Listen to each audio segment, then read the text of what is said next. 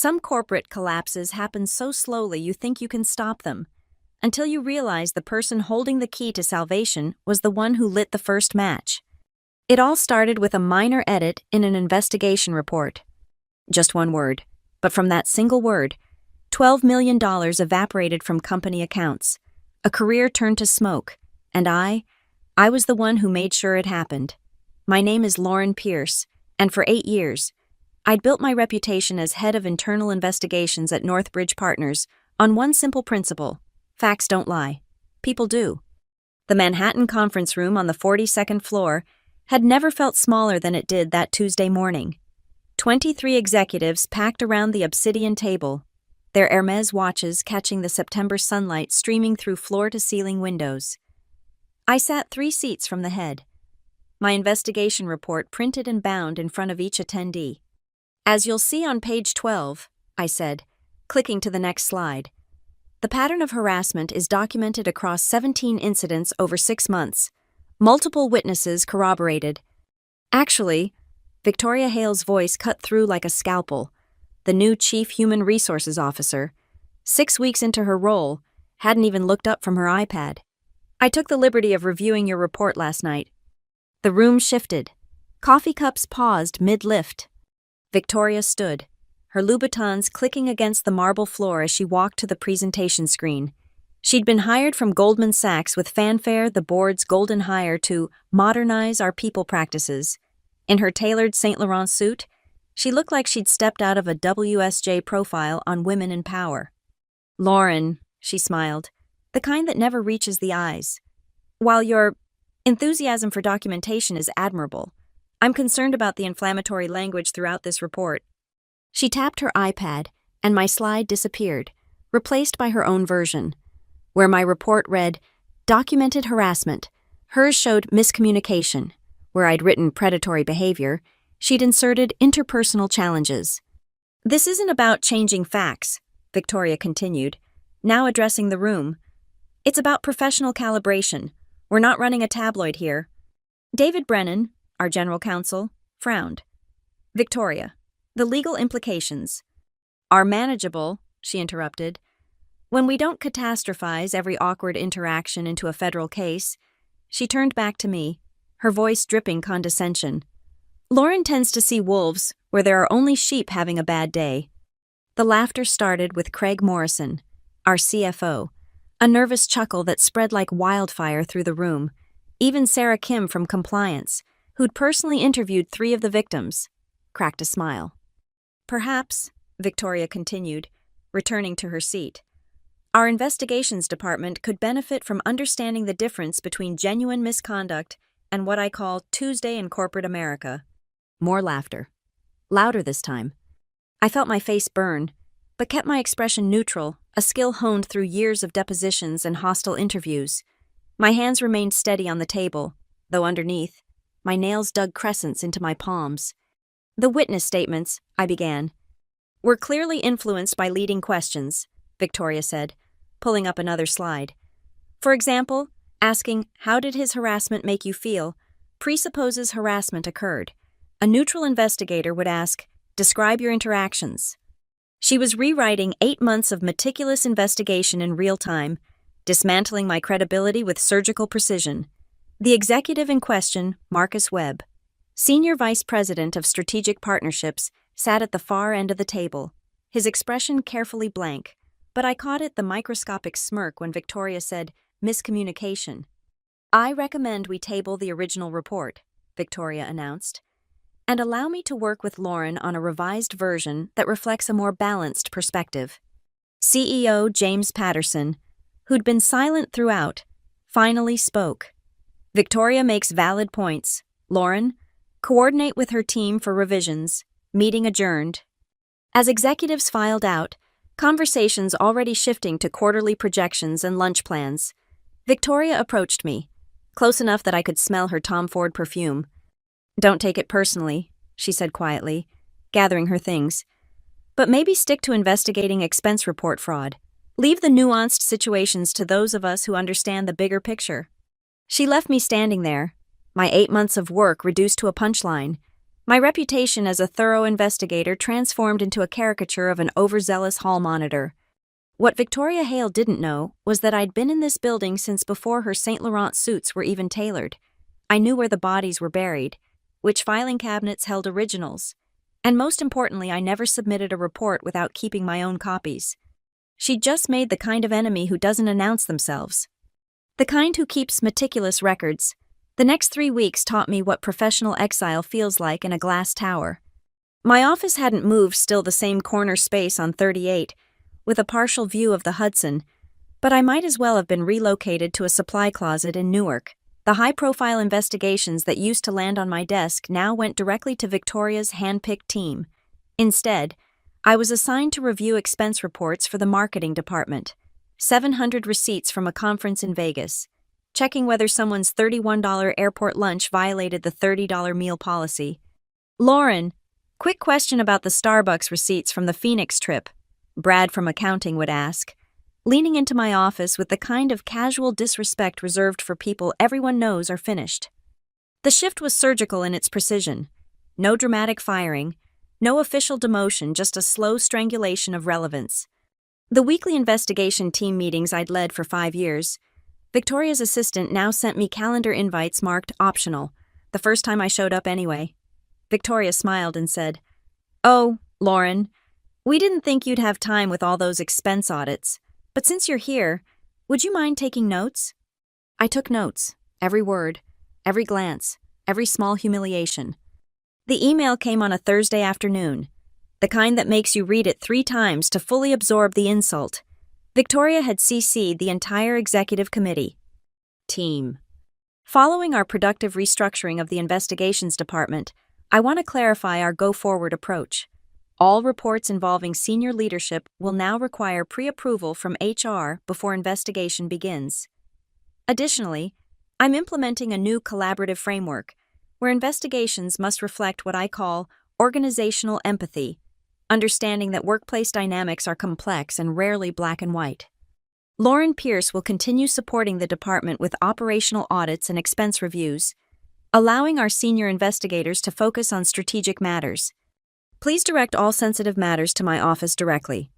Best, Victoria Hale. Chief Human Resources Officer. Translation. I'd been officially neutered. My phone buzzed. A text from Jennifer Walsh, one of the victims from the Marcus Webb investigation. Saw the email. I'm so sorry. We all know what really happened. But knowing and proving were different currencies in this building. That evening, I stayed late. Nothing unusual there. Half the building lived on takeout and ambition. But instead of reviewing receipts, I accessed the shared drive where all investigation files were stored. My original report was gone, replaced by Victoria's sanitized version. The metadata showed it had been modified 14 times since that meeting, each revision softening the language further. Inappropriate conduct became misunderstood intentions. Pattern of behavior transformed into isolated incidents of poor judgment. I pulled up my browser history and found something interesting. The original file path still existed in the system cache, but the file itself had been moved to a restricted folder. Only C-suite and legal had access. Working late again. I looked up to find Marcus Webb standing in my doorway, his Tom Ford suit impeccable despite the hour, the subject of my investigation, now apparently free to roam without consequence. "Expense reports don't review themselves," I said evenly. He walked in uninvited, examining my office like he was shopping for real estate. "You know, I always respected your thoroughness. Lauren, it's a shame when good investigators overreach." "Is that what you think happened?" He picked up a photo from my desk, me at last year's compliance conference, receiving an excellence award. "I think," he said slowly, setting it down at a different angle, "that Victoria understands how things really work here. She knows the difference between a witch hunt and legitimate concern." "And what's the difference?" Marcus smiled, the same expression I'd seen him wear when 3 different junior analysts described feeling uncomfortable in closed-door meetings. "About $12 million in legal fees if you get it wrong." He left without another word, but his cologne lingered, a mixture of oud and threat. I opened my desk drawer, the bottom one that still had a physical lock from the pre-digital era. Inside, Beneath old business cards and expired ID badges sat a flash drive I'd been updating for 10 years. Every major investigation, every original report, every piece of evidence that had mysteriously disappeared or been revised. My insurance policy. I'd called it. Now it was looking more like ammunition. Victoria thought she'd won by making me irrelevant. But irrelevant people are invisible, and invisible people can access things without anyone noticing. Like the email server logs from 6 weeks ago, the day before Victoria's first revision meeting. Like the visitor logs showing Marcus Webb entering the building on a Sunday. Badge scanning into the executive floor where Victoria's office sat. Like the expense report. Oh, the irony showing a $2,400 dinner at 11 Madison Park, charged to Marcus's corporate card, with 2 attendees.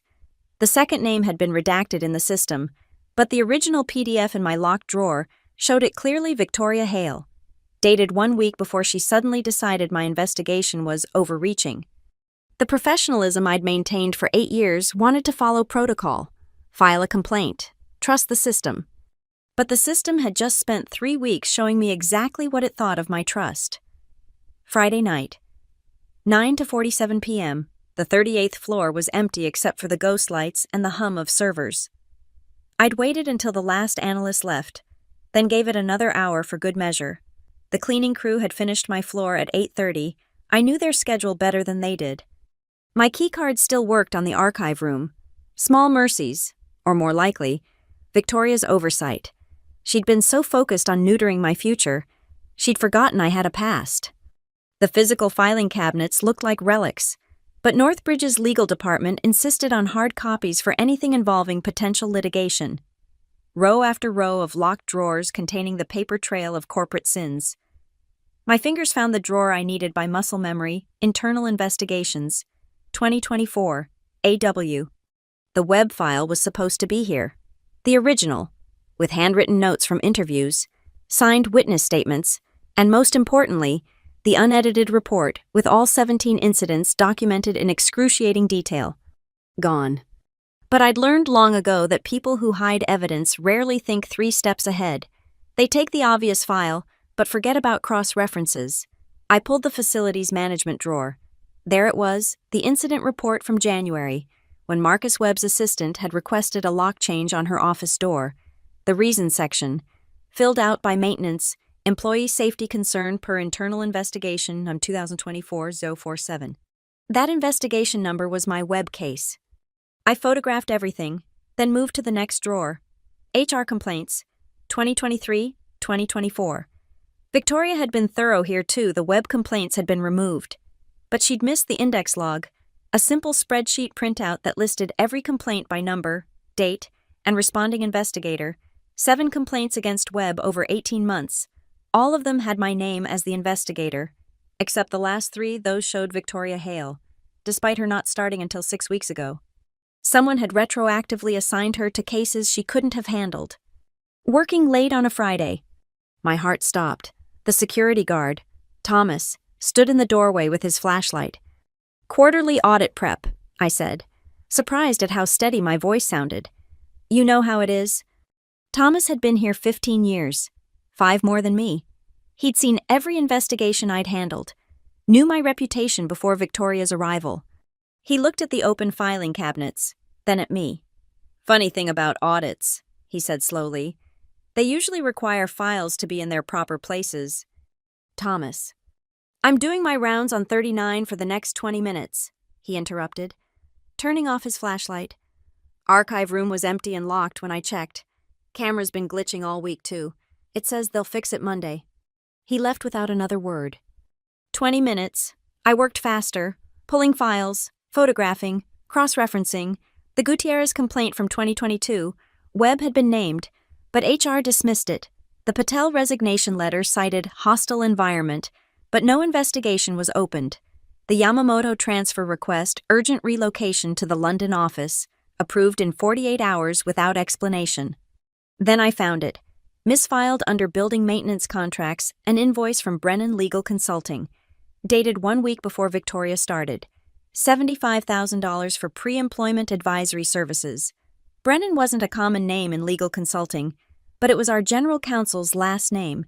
David Brennan's signature authorized the payment. The pieces clicked together like a loaded chamber. Victoria hadn't been hired to modernize HR. She'd been brought in specifically to clean up the web situation before it exploded into a lawsuit. The board knew, legal knew, and they'd paid her consulting firm before she even started to make sure she knew exactly what needed to be buried. My phone buzzed, a text from an unknown number. "Stop digging or start drowning." I photographed the message, adding it to my growing collection. Back in my office, I unlocked the bottom drawer again, but this time, I reached past the flash drive to something I'd kept for 5 years, a business card. Elegant cream cardstock, with embossed letters, Evelyn Cross, Senior Partner, Cross & Associates, Employment Law. Evelyn had been Northbridge's general counsel before David Brennan. Back when the company still had ethics, she'd left to start her own firm, specializing in workplace harassment cases. We'd stayed in touch. Holiday cards and occasional lunches where she'd joke about stealing me from corporate life. "When you get tired of documenting problems for people who don't want them solved," she'd said at our last lunch, "call me." I pulled out a second flash drive, this one fresh from the package, and began copying everything. Not just the web files, 10 years of investigations, patterns of complaints, cover-ups disguised as reorganizations, the metadata showing Victoria's backdated involvement, the invoice proving she was paid to bury evidence, the text threat from an unknown number that would trace back somewhere interesting. At 11:15 p.m., I sent a message from my personal phone. "Evelyn, remember what you said about problems that don't get solved? I have one worth approximately $12, maybe more." Her response came in 30 seconds. "How soon can you meet?" I looked at the flash drives, one containing a decade of evidence, the other freshly loaded with tonight's discoveries. Victoria thought she'd reduced me to reviewing receipts. She had no idea she'd actually given me the perfect cover. Nobody pays attention to someone counting expense reports. "Tomorrow," I typed. "Bring your appetite. This meal's going to be expensive." The text from the unknown number still glowed on my screen. "Stop digging or start drowning." I smiled, remembering something Evelyn had told me years ago. The best lawsuits are won before they're filed. You just have to make sure that when you pull the trigger, you're not shooting bullets, you're launching missiles. Time to build a launcher. The Mark Hotel's restaurant was nearly empty at 2 p.m. on Saturday, exactly as Evelyn had planned. She'd chosen our table carefully, corner booth, backs to the wall, view of everyone who entered, old habits from her days deposing hostile witnesses. Evelyn Cross hadn't changed much in 2 years. Same silver hair worn in a power bob. Same Chanel suit that cost more than most people's monthly rent. Same eyes that could spot a lie at 50 paces. What had changed was her firm, Cross & Associates, now occupied 3 floors in a midtown high-rise and had just won a $47 million judgment against Goldman Sachs. "Lauren," she said, not bothering with pleasantries, "show me what made you text me at midnight." I slid the first flash drive across the table. Everything's there. 10 years of patterns. But focus on the web case. Start with the original report. She pulled out a tablet, inserted the drive through an adapter, and began reading. I watched her expression shift from interest to intensity to something that looked like hunger. The waiter approached twice. She waved him away without looking up. "Jesus Christ," she finally said. 40 minutes later. "They didn't just bury evidence. They created a false paper trail to make you look incompetent. Keep reading. Check the invoice." She found it, and this time she actually smiled. "Pre-employment advisory services. They paid her to fix this before she was even hired. That's conspiracy to obstruct. Can you prove it?" "Can I prove it?" Evelyn laughed, the sound sharp as cut glass. "Lauren, this isn't just a harassment case anymore. This is systematic cover-up, fraud, conspiracy, and with the backdated documents, potentially RICO violations, any one of the 7 women who complained could file suit. And with this evidence, 12 million. That's conservative. If all 7 filed jointly, we're talking 20, maybe 30 million, plus punitive damages, plus criminal referrals." She leaned back, studying me. "But you didn't call me just to share evidence. You have a plan." I pulled out the second flash drive. This one has everything from last night, including a threatening text sent to my personal phone. "I want Victoria gone." But more than that, I want it clear that the evidence came through proper channels. I won't be their scapegoat, but I also won't be their leak. Evelyn's smile widened. You want me to find a plaintiff? Jennifer Walsh, I said. One of Webb's victims. She texted me after Victoria's email. She's angry, credible, and has contemporary notes from every incident. If she files a complaint with the EEOC, you could subpoena these records through discovery. And you'd have to comply with the subpoena, providing all relevant documentation. Evelyn was already pulling out her phone, which would include the originals you just happened to preserve as part of your investigative duties. I'm very thorough about record retention. Indeed you are, she typed rapidly. Jennifer Walsh, I can have my investigator approach her Monday. If she agrees, we file with the EEOC Tuesday, demand immediate documentation preservation, and submit our discovery requests by Friday. Victoria won't know what hit her until she's served.